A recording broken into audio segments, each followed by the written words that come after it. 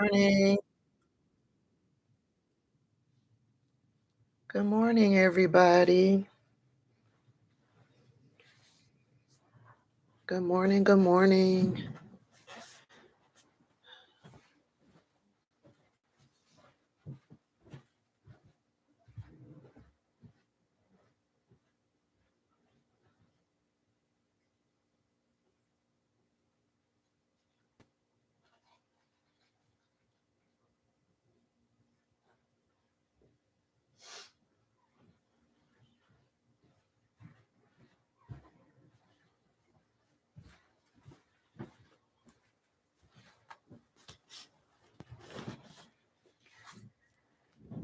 Baby, it is cold here in the ATL. Good morning, everybody.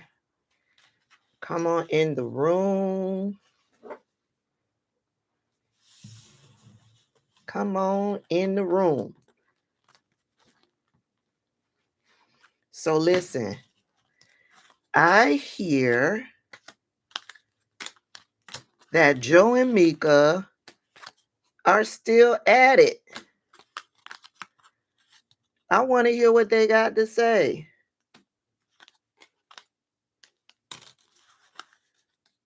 Let's listen to the audio, shall we? Oh, there's $1. Okay. I got a new wallet. So while we listen, I'll switch out to my new wallet. Good morning, everybody. Hey, Mrs. Kiki. Hey, Katrina. V Sunshine say, yep, they sure are. And I hear they ain't doing nothing but digging the hole deeper. That's what I hear. It's colder in Georgia than it is. Baby, let me tell you something. I had to pull out my little blanket thing here today. Mickey and Minnie. Woo, baby, let me find it so we can listen to it. You know, they have those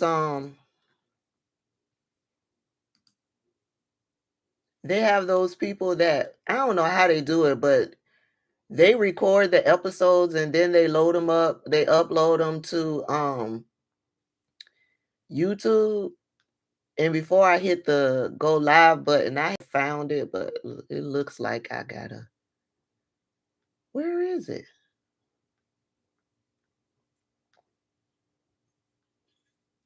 Is that it? No, that's not it.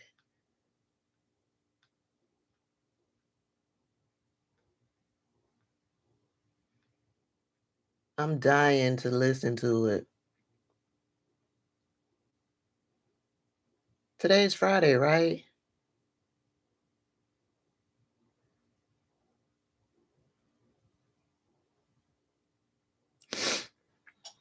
Okay, today's Friday. Where is it? I found it earlier and I thought I saved it, but I guess I didn't. Oh God, I gotta change that battery. Okay, let me search.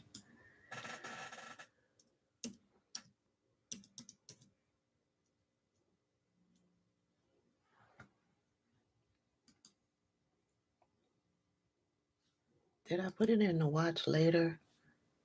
No, I didn't. Good morning, everybody. Come on in.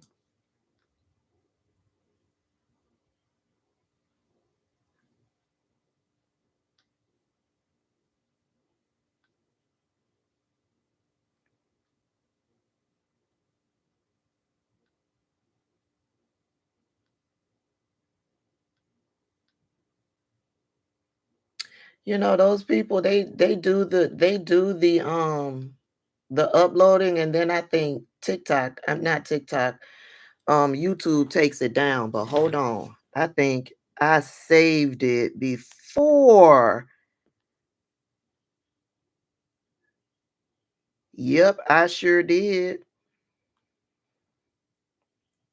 That's Republican Senator Kevin Cramer of North Dakota yesterday, offering some support publicly for Pete Hegseth. Those comments come as Donald Trump's pick for Defense Secretary spent a third day on Capitol Hill meeting with Republicans to address years of troubling allegations against him. We'll show you what other lawmakers had to say. Morning, Joe. Hegseth's meetings. and Hegseth was going around. Baby, they having a hard time accepting the fact that inside reporting suggests that they're being rejected. That didn't go the way Hegseth's team wanted it to go, or the Trump team.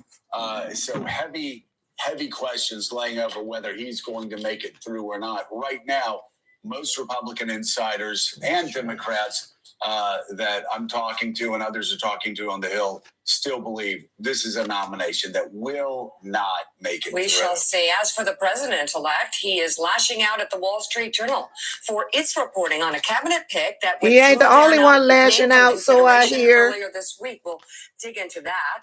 Also ahead, the manhunt continues this morning for the suspect who shot and killed the CEO of United Healthcare yesterday morning in Midtown Manhattan. We'll bring you the very latest in that investigation. Good morning and welcome to Morning Joe. It is Thursday, December 5th. Along with Joe, Willie, and me, we have the host of Way Too Early, Jonathan Lemire, the president of the National Action Network and host of MSNBC's Politics Nation, Reverend Al Sharpton. Shall we dive in? I know Reverend Al is sick. I heard something that happened yesterday. You can. All right?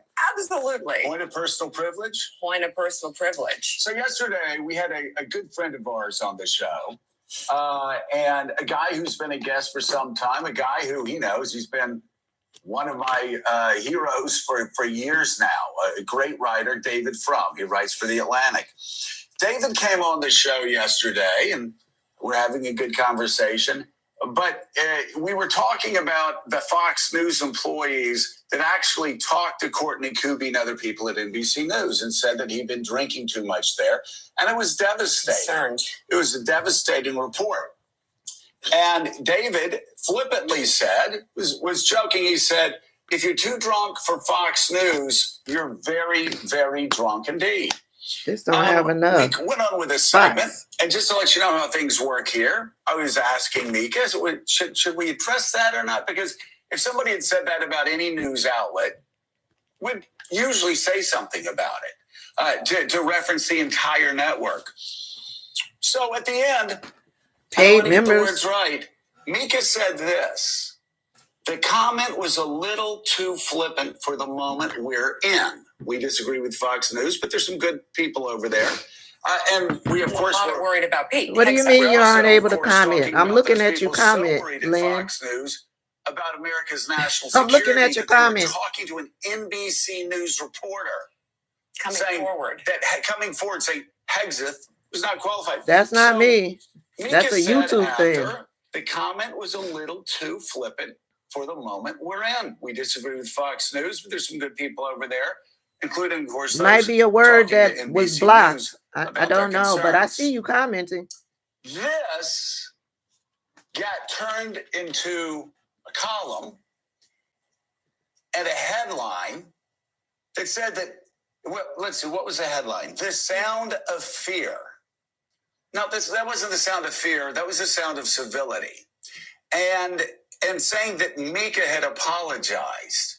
Mika didn't apologize. No, She simply said it was too flippant. Now, I would recommend that if we're in a stage... Hey, Amy, good morning. ...where a comment like this causes a meltdown, and I saw George Conway, another guy we have on the show, and we love George, saying, read this article, it's going to make you very sad, but you must read it all. Oh, because of the fearful times we're in. Well, there's some problem with the times that we're in. You can't be fearful. If you can't be fearful, just because some people have said that we're fearful, let me tell you something. You can talk to anybody that's worked in the front office of NBC and MSNBC over the past 22 years. I'll tell you, I'm not fearful. You talk to anybody who served with me in Congress. He mad. Y'all called him a coward. Now not fearful. And I will say, I had a wonderful conversation with David Frum. He was supposed to be on today. He said he was going to be on today. We were actually going to tweet back and forth, talking about having him back on today, just to talk through this, to say, again, Hey, really, B? I don't know, maybe it was the right call. Maybe it wasn't the right call. I didn't know exactly how to do it after he said, if you're too drunk for Fox News, you're very, very drunk indeed. Now, let me tell you, that's something they certainly would never let in the pages of The Atlantic, or in the Washington Post. But this is all about the Or in the New York Times. They never do that. So I actually asked an editor over The Atlantic when he was so shocked what we did. I said, would you allow me in writing a column at The Atlantic to say, if you're too drunk for the New York Times, you're very, very drunk indeed. If you're too drunk for the New York Post, you're very, very drunk indeed. In the context of talking about somebody's alcoholism. Talking about somebody's alcoholism, and people from this news organization that were actually stepping up to help the cause, to get a guy who's grossly unqualified to be sacked death. Is that the time to say that? Now, I understand, David, we talked, and David Frum said, hold on, y'all. I want to put this on my computer. It might take a minute. I want to put it on my computer. What does this have to do with maybe we're getting there, because it's like 20 minutes long. This whole rant that Morning Joe and Mika went on. It's about 20 minutes long. They protest too much, baby. I mean, because they really are feeling a way that people are stepping back from them because people feel like, okay, here it is. People feel like that they're traitors. Oh Lord, I don't know where I ended. Yeah, it's about 20 minutes long. I gotta find a spot. Hold on. That's Republican Senator Kevin. Can y'all hear? I don't want to get the words right. Can y'all hear? Let me turn it up. The comment was a little too flippant for the moment we're in. We disagree with Fox News, but there's some good people over there. And we, of course, were worried about people. Where's the we're sound? also, of course, talking about those people so worried at Fox News about America's national security that they were Thank talking you for to the super NBC chat. News Who sent that? Coming forward saying Hexeth. Hey, Sean. Thank you for the super chat. Mika said after the comment was a little too flippant for the moment we're in. We disagree with Fox News, but there's some good people over there, including, of course, those talking to NBC News about their concerns. Breaking news happened. This got turned into a column and a headline that said that, let's see, what was the headline? The sound of fear. Now, that wasn't the sound of fear. That was the sound of civility. And exactly, Love Top. Apologized.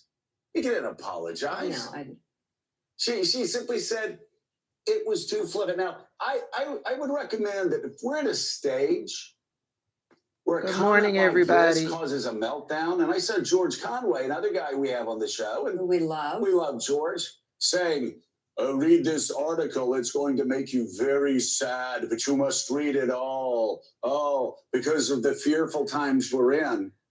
Well, there's some problem with the times that we're in. You can't be fearful. If you can't be fearful, just because some people have said.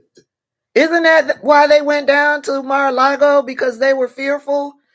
And she's sitting up there talking about you can't be fearful? What? Okay.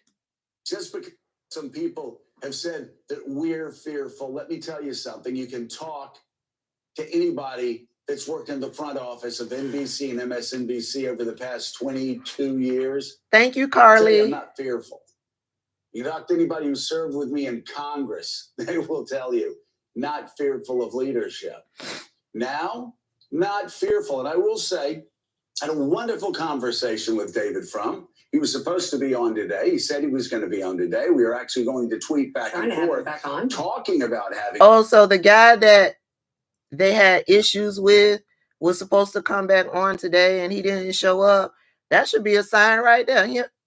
Did they embarrass him or something? Did they embarrass the guy or something? For those of you who are still watching Mika and Joe.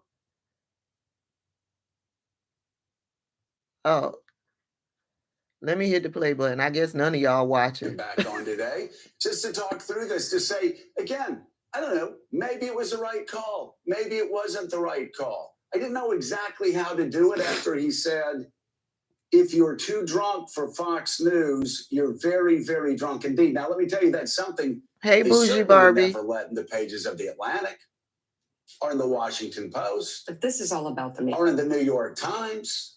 They never do that. So I actually asked an editor over the Atlantic when he was so shocked what we did. I said, would you allow me in writing a column at the Atlantic to say, if you're too drunk for the New York Times, you're very, very drunk indeed. If you're too drunk for the New York Post, you're very, very drunk indeed. In the context of talking about somebody's alcoholism. Talking about somebody's alcoholism and people from this news organization that were actually stepping up to help the cause. To get a guy who's grossly unqualified to be sacked out.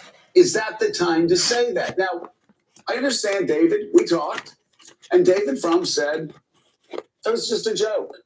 And I said to him, well, David, I agree, Karen. That. And who knows, maybe I made the right call, maybe I made the wrong call. I'm really sorry if I made you feel uncomfortable. We tried to give it enough distance. Didn't say his name. We waited for the entire segment. We thanked him, went on, and then Mika just generally talked about a flippant comment. And I am telling you, the sound of fear, the apology, none of that is true. But guess what? This is what's been going on now for several weeks. We went down to talk to the president-elect. Here we go. False, but you know what we did? We did the corporate thing. Corporate said, don't say anything. Just keep your head down. What did the Royals say? Never explain, never complain, whatever. We did that.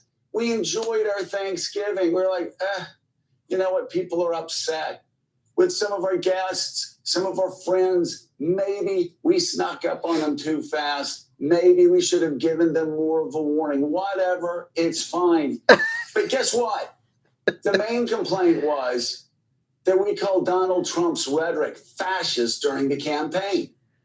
And then we went down to have an off-the-record comment with him. Guess who else does that? Let me see. From the New York Times. The New York Times. He's being purposely obtuse. Okay? He knows it's more than them calling Donald Trump a fascist and then went running down to Mar-a-Lago. You called him a fascist.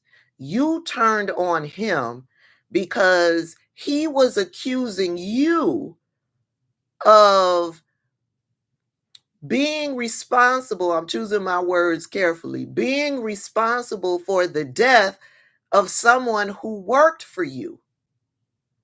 He put that lie out about you.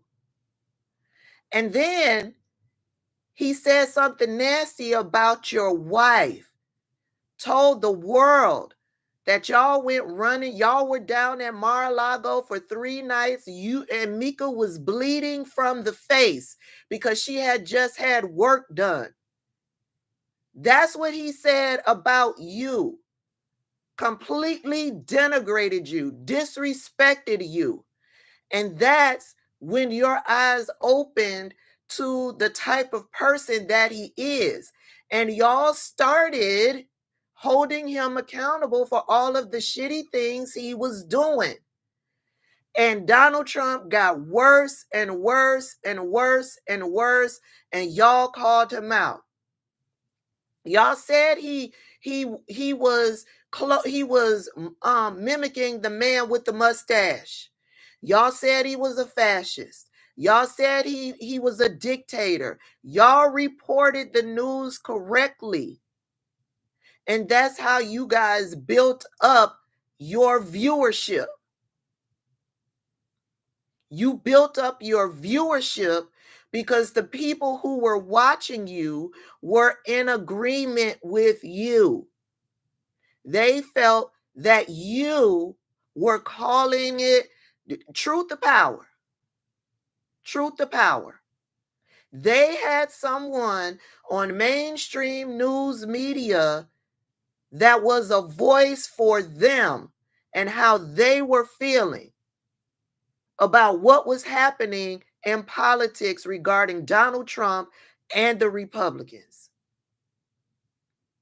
So it's not just because you called him a fascist and you went down to Mar-a-Lago. There's a whole lot that goes into why people feel betrayed by you. He's being obtuse. He's being obtuse. Let's keep going because there's more. You know what? I even think folks from the Atlantic. I think I think they might probably be doing that if they have a chance to talk on the background with the And wait a minute.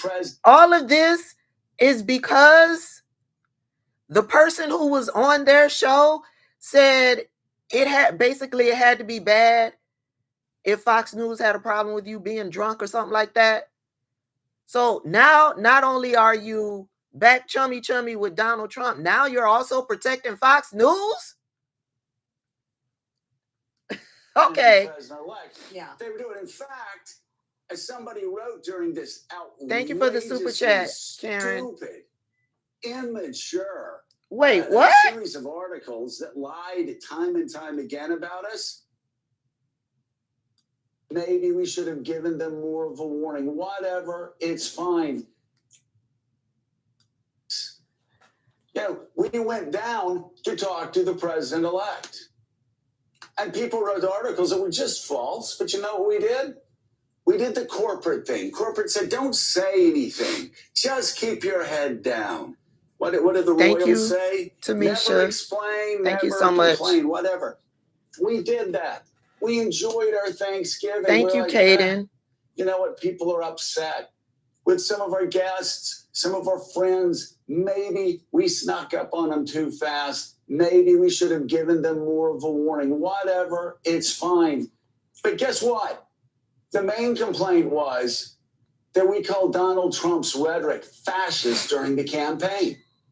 And then we went down to have an off-the-record comment with him. Guess who else does that? Let me see. From the New York Times, the New York Washington Times, Post, the Wall Street. You know what? I even think folks from the Atlantic. I think I think they might be doing that if they have a chance. Okay, so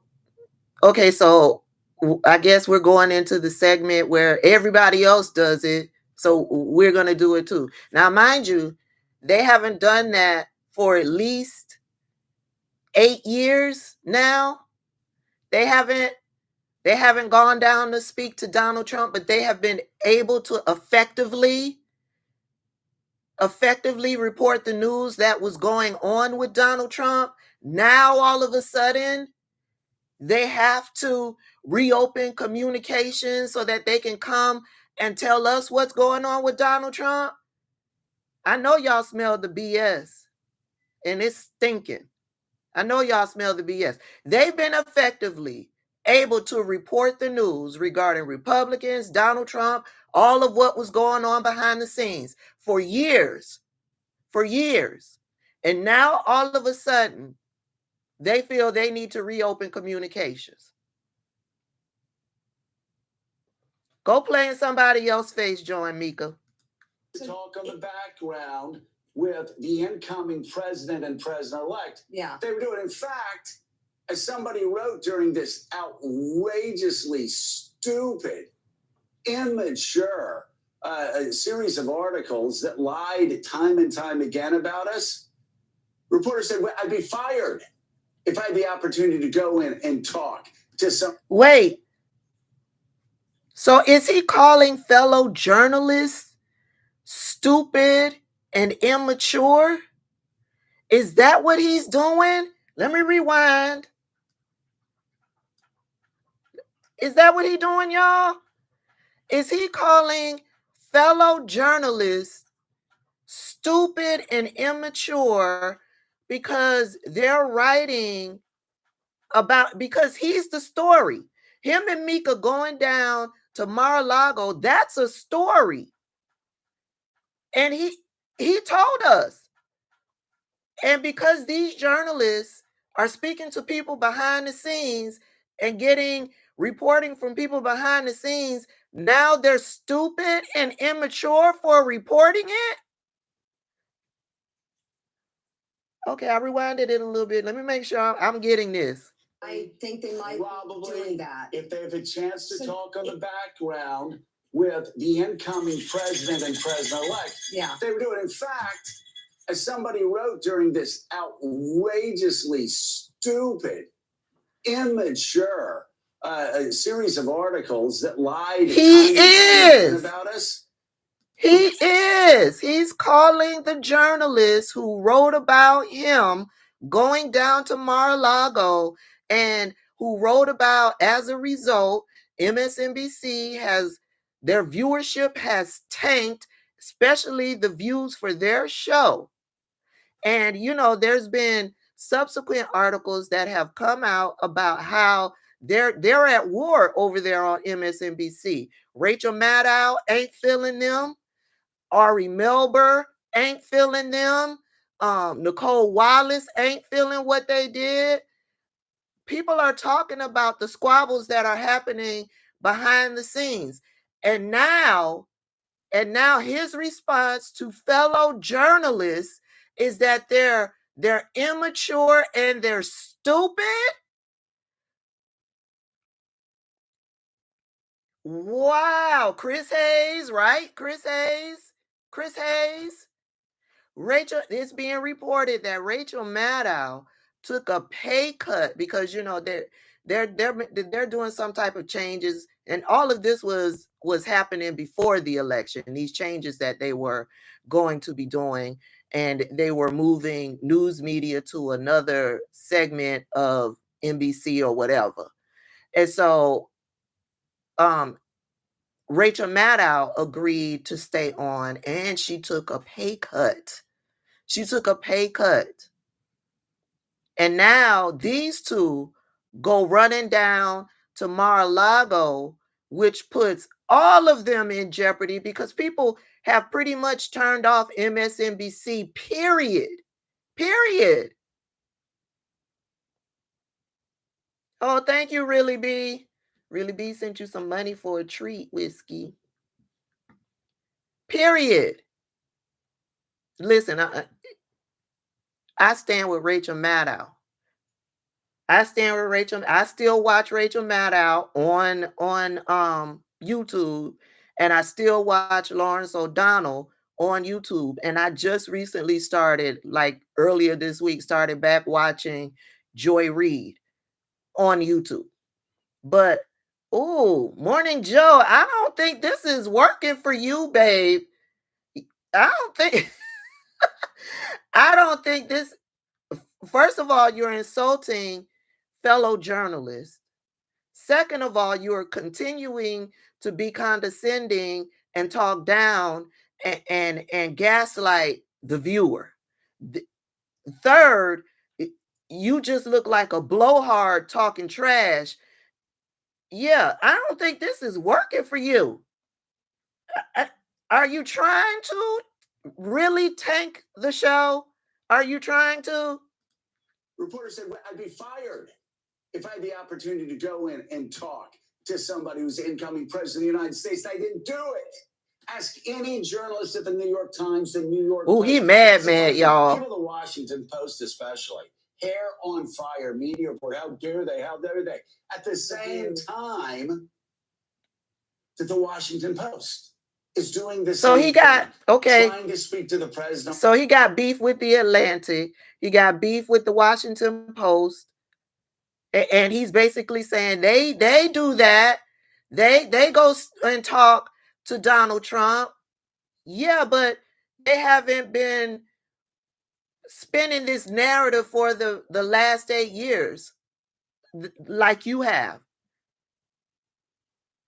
Child, I don't know. Let me keep listening. Trying to speak to people around the president. That's what reporters do. And by the way, guess what? That's what I've been doing for years. When I go speak to Middle East leaders on background, some who are not good people, guess what? I do it to get information and background and give it to you. I bet you didn't know. What?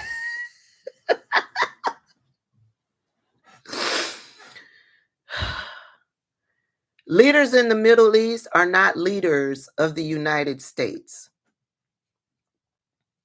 Let's be clear. Hey, Crystal, leaders in the Middle East are not the leaders of the United States. What they're doing over in the Middle East, truthfully, ain't got nothing to do with us over here in the United States.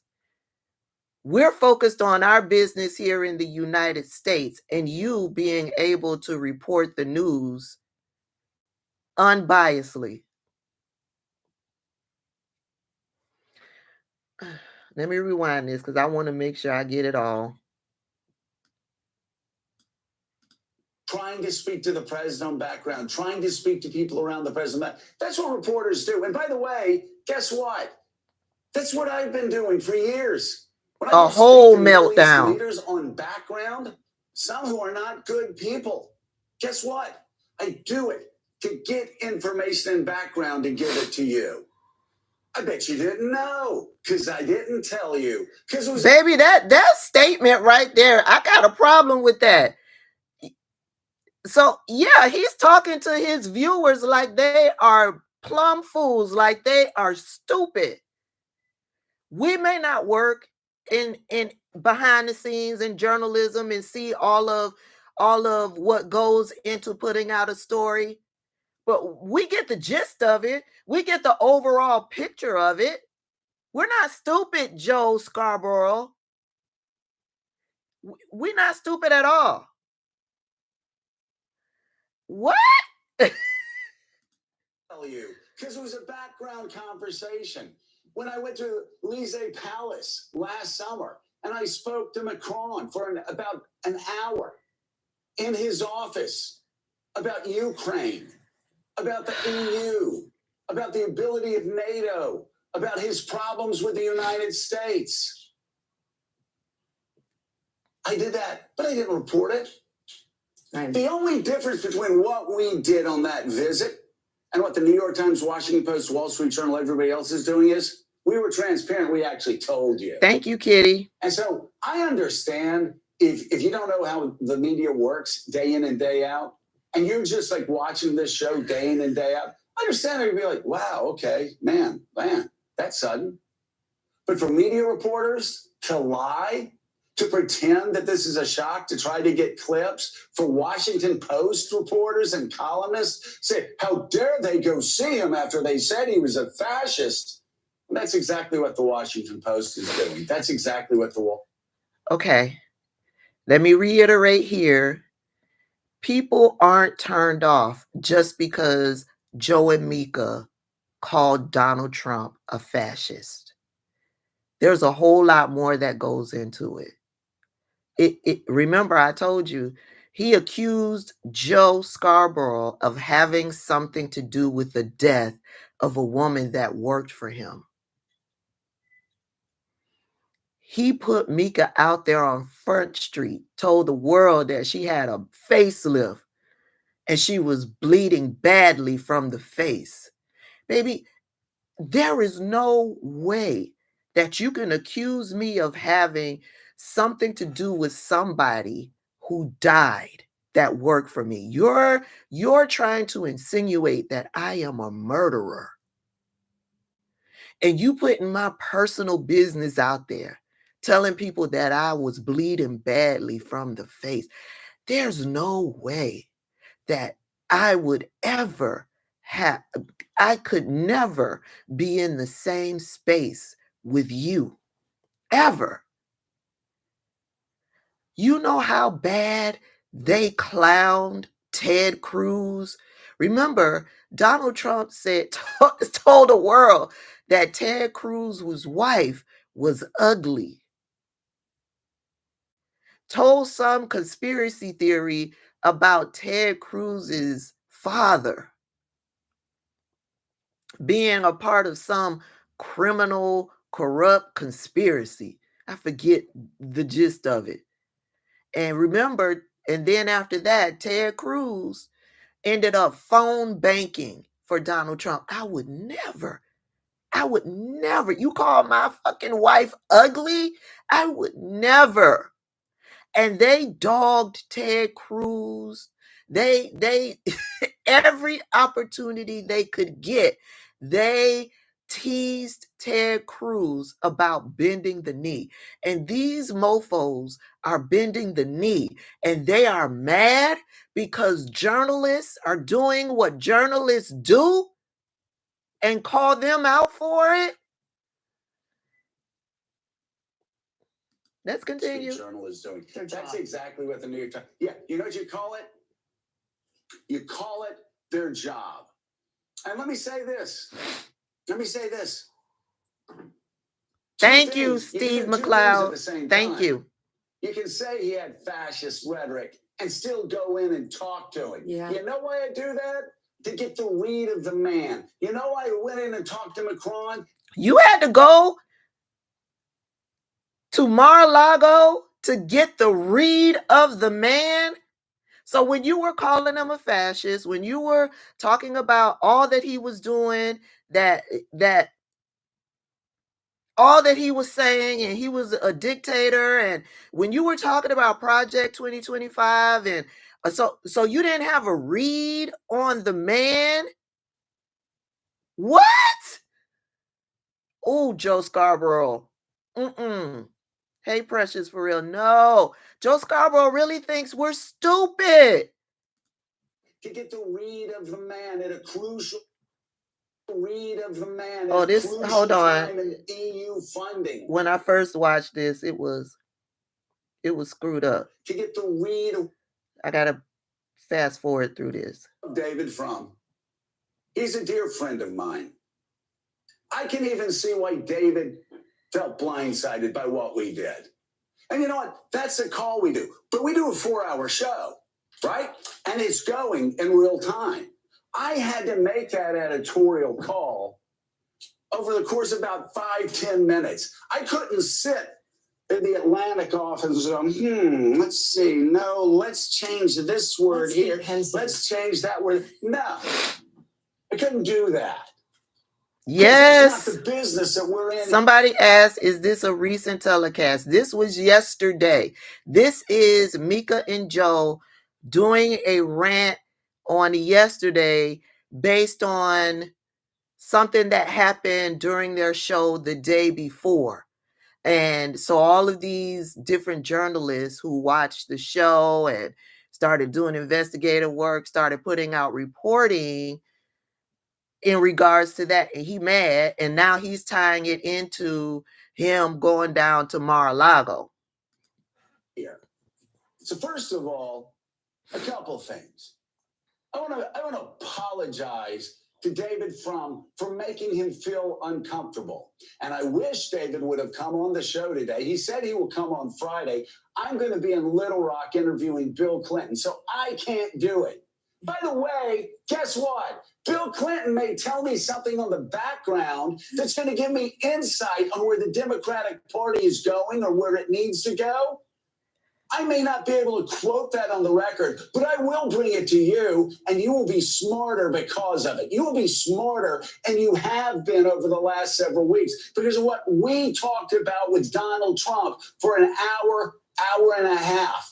We got information on where they're going, and I do report that, just like great reporters at the New York Times, the Washington Post, the Wall Street Journal, Financial Times, just like they do it. Listen, somebody put Mika blink twice. No, Mika is sitting right here chiming in on what Joe is saying. She just fine. She chiming in right along with Joe. And again, If you had to talk to a journalist, said, oh, you shouldn't talk to the president on background. And again, the complaint that we said he was a fascist, that he talked like a fascist. Yeah, he did during the campaign. Guess what? We're watching. Guess what? That means it's even more important we go there. That means it's even more important we go talk to people in the Middle East or people in Europe, people we disagree with. That's part of our jobs. Right, Mary. I don't know why he's so upset. He made the decision to go down to Mar-a-Lago. With every action gets a reaction. Okay?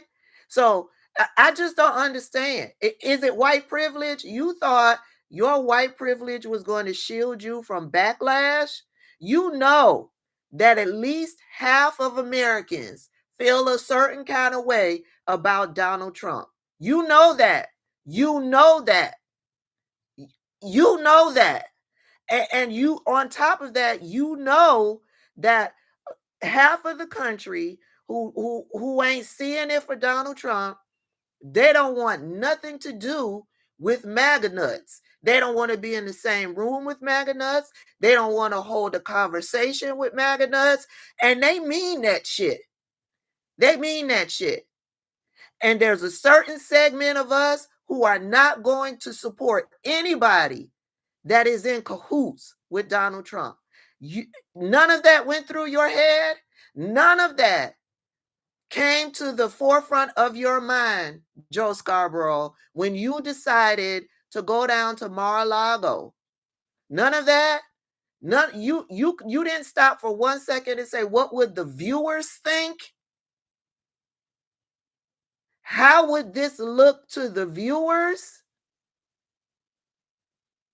So you've been so successful for the past 8 years. You thought you would receive no backlash in regards to this?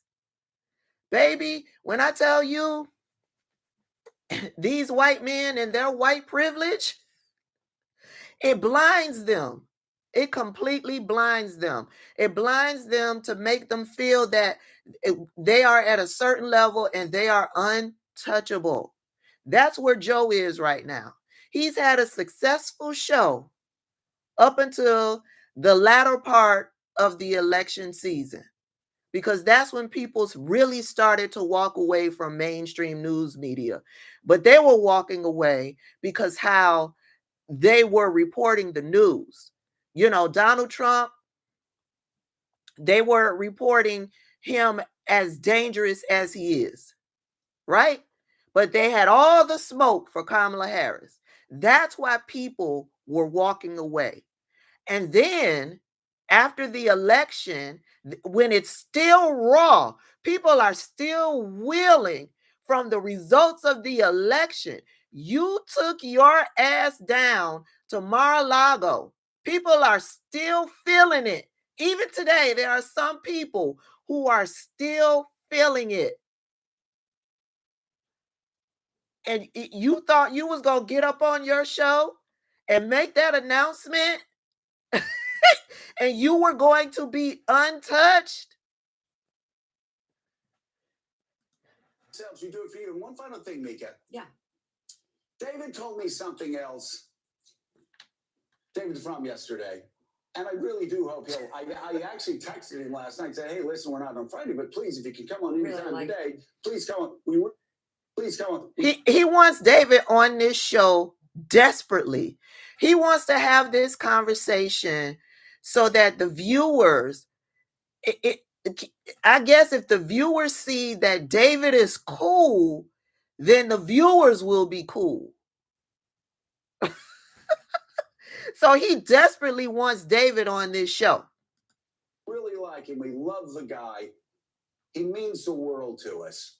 And I'm so sorry he's a guy that was kind of caught in the middle of this. I wish it had been somebody we don't like and love and respect so much. But he said something, and I've wanted to talk about it for a couple of weeks. But again, I understand the front office. They're like, let's just be quiet. We respect. Keep this down. Yeah, I get that. And I was like, okay, we saw it. We'll go through Thanksgiving, enjoy being with our families, let it go. And it was dying until this. But David said, I guess, Joe, one of the things that concerns us is that if you have fear, like, what does that say about the rest of us? Well, a couple things. First of all, this is what's so crazy in this sort of era we're in, where Democrats are shooting at each other. Republicans who were never Trumpers are shooting at each other instead of coming together and not giving up the ship together. Everybody's like firing. It's your fault. It's not your fault. Democrats lost by 1.5 points. The House is tied. The Senate is almost tied. But he said, if you're fearful, what does that mean for the rest of us? Well, listen, we're not thrilled with these nominees. We think a lot of them are just absolutely horrible. Kash Patel, he's promised to arrest journalists. That's a problem. But let me tell you something. I wasn't fearful in Congress when Newt Gingrich and leadership said they were going to destroy me, run people against me. I said, go ahead, make my day. Wasn't fearful on this show. Nobody in the front office. By the way, I always have Republicans say, oh, they're telling you exactly what to say in the front. No, nobody's once told me what to say here. Well, actually, one person did one time. Okay. One leader did one time. I said, I'll tell you what, if you think you can do such... Oh, Lord. I don't know how it ended up going. It ended up replaying. I don't know how I got back here. Hold on. Here? Well, actually, one...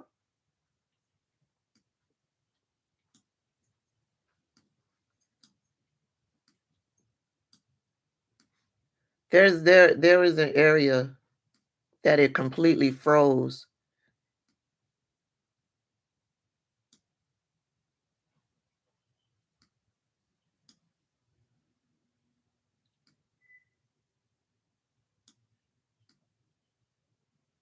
I think that's it. That's all I was able to get from that clip.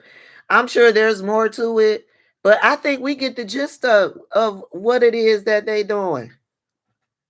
Hey, everybody coming in. I don't think that helped Joe and Mika. What say you? Hey, Ken. I don't think that helped Joe and Mika at all. And if I was David, I would be freaking embarrassed.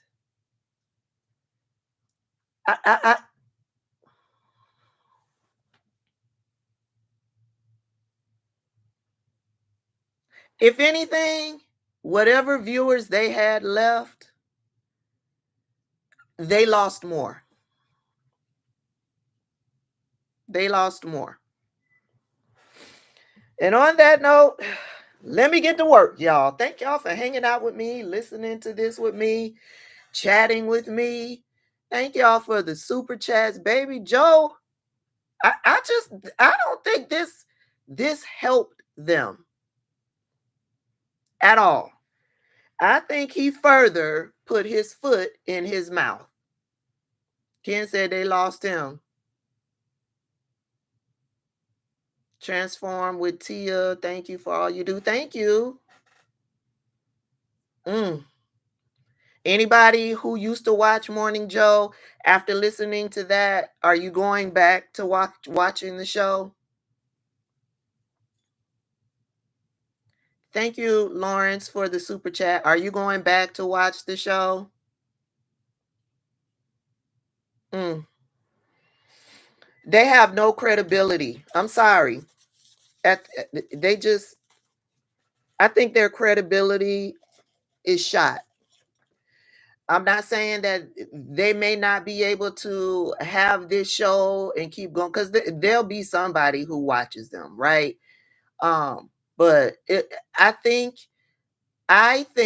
them announcing that, I think they thought that they would lose some viewers, but they would gain some MAGA nut viewers. You're not going to gain any MAGA nut viewers. Nope. and you lost viewers.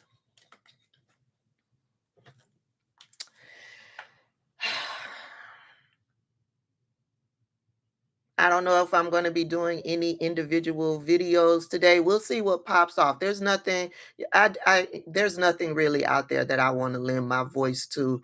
I'm not talking about all of these individual people, that these cabinet positions, because they're all ludicrous. They're all ludicrous. I would be doing videos all day, every day, unless something, even if we were to find out that Pete Hegseth drops out today, I won't be wasting my time to do a video solely on that. I'm reserving my energy for when the shit show really begins on January 20th, or when those hearings start. That's what I'm reserving my energy from. Other than that, if something pops off political wise that I find interesting, I'll bring it into y'all. Right now, I'm focusing on trying to,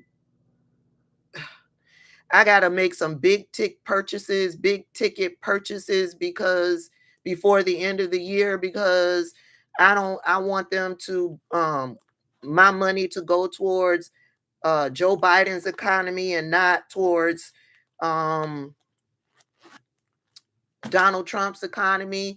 I'm also trying to make these big purchases so that I can avoid tariffs, or how did this financial person explain it to me? Because I'm thinking about, well, I'm going to buy a car, and it's going to be a used car, right? And it's not going to be an American made car. So my question is, if I were to buy it in Donald Trump's economy, would I incur tariff taxes, right?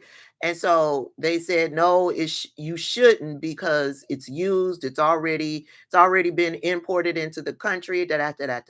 But there's indirect costs that comes into effect because of Donald Trump's tariffs.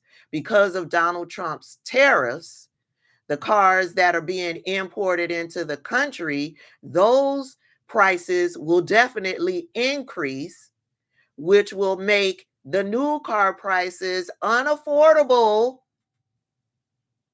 for people. And so the sales on used cars will increase, which will, because of capitalism, the cost of a used car will increase. So I gotta get a car before the end of the year. And then the other big purchase is I gotta find me a new living room set before the end of the year, because I know that will incur tariffs in Donald Trump's economy. So yeah, that means I got to go running around looking at furniture, sitting on furniture, laying out on furniture, because I'm very picky. I'm very, very picky. That means now I have to go out and test drive cars because I'm picky. So yeah, I got a few things I need to do over the next week and a half, and then I'm traveling. Yeah, so I only got really like 2 weeks to get all of this done. Thank you, Teresa. Pray for me, y'all. Pray for me. Um, Somebody said boycott the Amish. The Amish, if you guys don't know, the Amish supported Trump. The Amish overwhelmingly voted for Trump. That's the word on the curb. Yes, I hear you. So Jeanette, if that was possible for me, I would. My car is currently a 2010. And over the past year and a half, I've had my car in the shop a few times, which is an indicator that my car's what I need my car for, my current car is not going to be able to provide. And I always plan ahead. So my current car is still a very good car. My son will use the car because it can take him to his job right up the street. He ain't got no car.